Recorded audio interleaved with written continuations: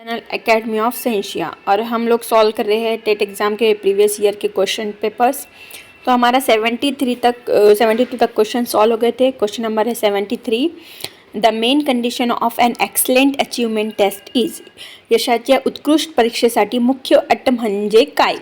Okay, सो चार option है हमारे पास। The fulfilment of predetermined goals, यानी कि जो पहले से हमने गोल्स बना रखे हैं उसे फुलफिल करना चाहिए in accordance to the mental level of the student, या फिर बच्चे विद्यार्थ्यांच्या मानसिक पातळीनुसार हमको क्या करना चाहिए, अचीवमेंट टेस्ट करना चाहिए। हैविंग प्रैक्टिकल यूटिलिटी, या फिर प्रैक्टिकल यूटिलिटी के हिसाब से करना चाहिए। सो ये सारे ऑप्शन सही हैं, यानी कि हमारे जो गोल्स है वो भी फुलफिल होने चाहिए, स्टूडेंट का मेंटल लेवल के हिसाब से भी हमें टेस्ट लेनी चाहिए, और हैविंग प्रैक्टिकल यूटिलिटी भी उसमें होनी चाहिए। तो all of the above is the correct answer. Our next question is 5 boxes are there A B C D and E. कितने बॉक्सेस है? 5 बॉक्सेस है A B C D E. Above the other if A is above B, यानी A किसके ऊपर है? A is above B, B के ऊपर है। ओके, यहाँ पे लेते हैं हम A is above B. A, अरे हाँ, ए इज अबाउ बी, ठीक है। C is above D, C is above D. Below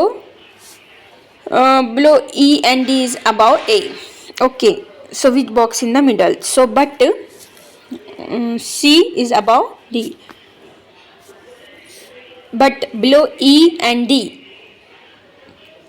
is above A, यानी कि पहले हमको ए बी सी डी, ए है बी के ऊपर, ए है ये बता दिया गया है, डी के ऊपर सी है ये भी बता दिया गया है, लेकिन अब क्या बोल रहा है? E and D is above A, यानी कि जो ई और डी है वो किसके ऊपर है?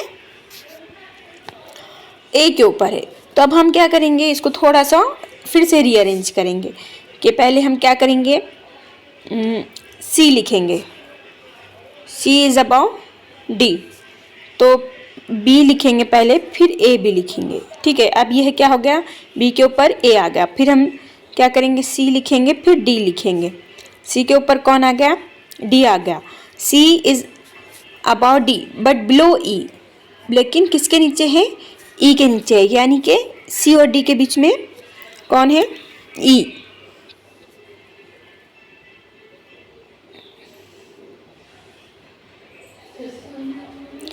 तो डी यहाँ पे आ जाएगा हमारा। ओके, इस तरह से अरेंजमेंट होगी ये। डी यहाँ पे होगा और डी के ऊपर कौन है? सी है, और ई यहाँ पे होगा। तो ये है करेक्ट अरेंजमेंट। तो अब पूछिए which box is in the middle? तो डी इज अ मिडल, ठीक है। फिर से देखिए, ए इज अबाउ बी बोला था, तो ए किसके ऊपर है? बी के ऊपर। फिर बोला था सी इज अबाउ डी, ठीक है। सी किसके ऊपर है? डी के ऊपर। आ गया डी के ऊपर सी। उसके बाद बोला गया कि E and D is above A, E और डी किसके ऊपर है? ए के ऊपर है, यानी कि पूरी शर्तें क्या हुई? कंप्लीट हो चुकी है। और उसके बाद क्वेश्चन पूछा गया विच बॉक्स इन द मिडल। तो पहले हमें इस तरह से एबीसीडी अरेंज करना पड़ेगा, और फिर मिडल में कौन आया है? डी आया है। So the correct answer is D, the correct answer is D. Okay, उसके बाद देखिए Q's mother is a sister of P and daughter of M, यानी क्यूची आई ही पीची बहीण आहे। किसकी आई? क्यू की आई, ठीक है। ये है क्यू, ठीक है। क्यूची आई, ये है किसकी आई? क्यूची आई, क्यूची आई, ठीक है। क्यूची आई लिख लिए इतना। आई ही पीची बहीण है, ये है यहाँ पे हमारा पी, ठीक है। पी के अंदर लिख देते हैं हम, बी लिख देते हैं, इनेस की बहन है। आणि एमची मुलगी आहे। क्यूची आई ही पीची बहीण है, पण एमची मुलगी आहे। किसकी? एम की।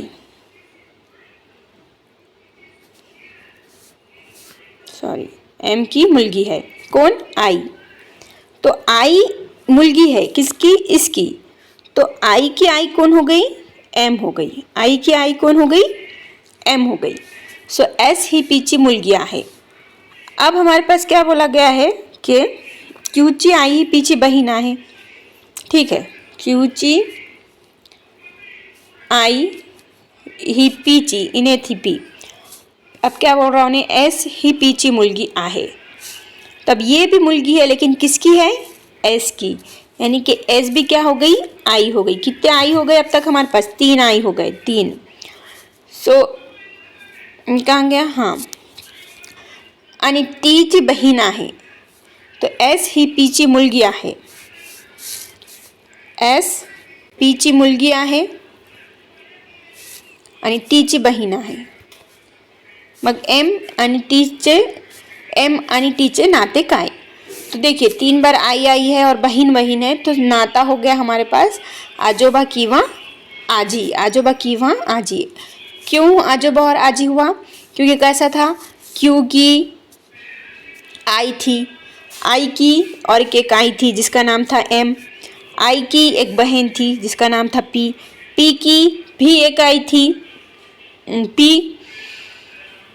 पी की भी एक आई थी जिसका नाम था एस। यानी कि क्यू की आई की कौन हो गई, ये एक आई हो गई, और पी की आई की भी ये एक आई हो गई।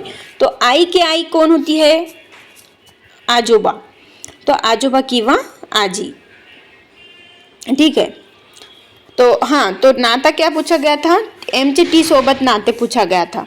तो अब टी का ना, टी के बारे में कुछ नहीं बोला गया है कि टी मेल है या फिर फीमेल है।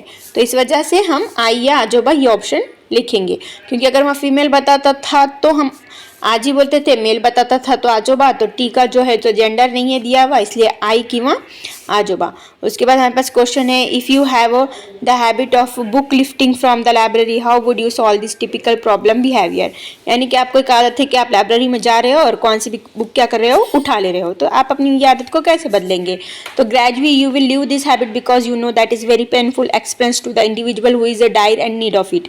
यानी कि आप कोशिश करेंगे इसको सुधारने की, राइट है। You are realise it is an immoral act but have no alternative. आपको पता है कि ये अच्छी आदत नहीं है लेकिन इसका कोई मुतबादल नहीं है, ऐसा सोचेंगे आप, wrong. You will try to purchase it, यानी कि तुम उसे खरीदने की कोशिश करोगे, कर सकते हैं पैसे हो तो। You will try to get it from other student, यानी कि दूसरे स्टूडेंट से मांगना। ये मांगना भी कुछ ठीक नहीं है, यहाँ पे अपना पैसा खर्च हो रहा है, ठीक है। और ये इमोरल एक्ट है, लेकिन इमोरल एक्ट है इसलिए आप सुधारने की कोशिश कर रहे हैं यहाँ पे, बिल्कुल भी नहीं। तो gradually you will this habit, you will leave this habit. उन्हें क्या बोल रहा है कि तुम आदत छोड़ने की कोशिश करोगे, तो राइट, अब बुरी आदतों को तो छोड़ना पड़ेगा, इसलिए आंसर राइट हो गया हमारा। उसके बाद हमारे पास क्वेश्चन है, intellectual property rights IPR protect the use of information and ideas that are of. बौद्धिक संपदा अधिकार या माहिती व कल्पनांचे रक्षण करतात, किसके करता, इथिकल व्हॅल्यूज के करता या मॉरल व्हॅल्यूज के करता या सामाजिक मूल्यों के करता या कमर्शियल वैल्यू के, यानी कि व्यवसायिक। तो देखो IPR जो है ये इंफॉर्मेशनल आइडियाज़ है, यानी कि किसी चीज़ की इंफॉर्मेशन आइडिया हो तो उसके थ्रू हम क्या कर सकते हैं, बिजनेस कर सकते हैं। तो उन्हें क्या बोल रहा है कि भाई इंटेलेक्चुअल अधिकार माहिती व कल्पनाचे रक्षण करतात, किस कौन से कल्पना के रक्षण करता, तो कमर्शियल वैल्यू के, व्यवसायिक मूल्य के या तिजारती वाक़ियत के। उसके बाद नेक्स्ट क्वेश्चन है हमारा, over the last 100 years global sea level has risen by about, यानी कि हर 100 साल में समंदर का जो लेवल है, सी लेवल, वो कितना बढ़ जाएगा, तो 10 to 20 सेंटीमीटर बढ़ जाता है। ये याद रखने का क्वेश्चन है, ठीक है, इसमें कोई ट्रिक विरिक काम नहीं करेगी। उसके बाद नेक्स्ट क्वेश्चन है हमारा, now the has got back to his studies, now he has go back to his studies. Grammatical question है कि वो फिर से अपने पढ़ाई को क्या कर रहा है, स्टार्ट कर रहा है। तो आप देखिए इसका सीधा सीधा सा एग्जाम्पल है, वैसे तो याद रखें तो बहुत अच्छी बात है कि आप यूट्यूब पे कोई वीडियो क्या कर रहे हैं, डाउनलोड कर रहे हैं, तो डाउनलोड में 2 ऑप्शन आते हैं, पॉज एंड रिज्यूम। तो है कि नहीं, आपने क्या करें, वीडियो को पॉज कर दिया और फिर से आपको डाउनलोड करना है तो आपको रिज्यूम करना पड़ता है। सेम इसी तरह से वो लड़का क्या कर रहा है, स्टडी कर रहा है, तो उसने पढ़ाई करते करते अपनी पढ़ाई रोक दी है, फिर से उसे अगर है कि नहीं अपनी पढ़ाई स्टार्ट करना है, सो वो क्या करेगा, रिज्यूम करेगा। क्या करेगा, रिज्यूम करेगा, जिस तरह से आप वीडियो पॉज वाला रिज्यूम करते हैं, बिल्कुल उसी तरह से। So now he has go back to his studies और now he has resume to his studies, ठीक है। और सस्पेंडेड मतलब किसी को निकाल देना, एब्डॉन्ट करना, लेफ्ट करना, छोड़ देना, ये तीनों ही क्या है, रॉन्ग है। So the correct answer is resumed. उसके बाद नेक्स्ट हमारे पास है, क्या करना है, बहुत सिंपल क्वेश्चन है, इसके मार्क तो फुकट में ही मिल जाएंगे। 7 6 3 8 को 5 से करो, 5 8 ज़ा 40 0 4 5 3 ज़ा 15 4 19 9 5 6 ज़ा 30 31 31 का 1 3 5 7 ज़ा 35 36 37 38 38 38190। आंसर है बी, आंसर है बी। सो हमारे यहाँ पे 80 क्वेश्चन कंप्लीट हो चुके हैं। तो बने रहिए हमारे चैनल एकेडमी ऑफ साइंस के साथ और करिए अच्छे से पढ़ाई और स्टडी। और प्लीज़ लाइक शेयर सब्सक्राइब, ज़्यादा से ज़्यादा स्टूडेंट तक ये वीडियो पहुँचाने की कोशिश करें ताकि उन्हें भी कुछ फ़ायदा हो सके। ओके, जब तक के लिए बाय बाय।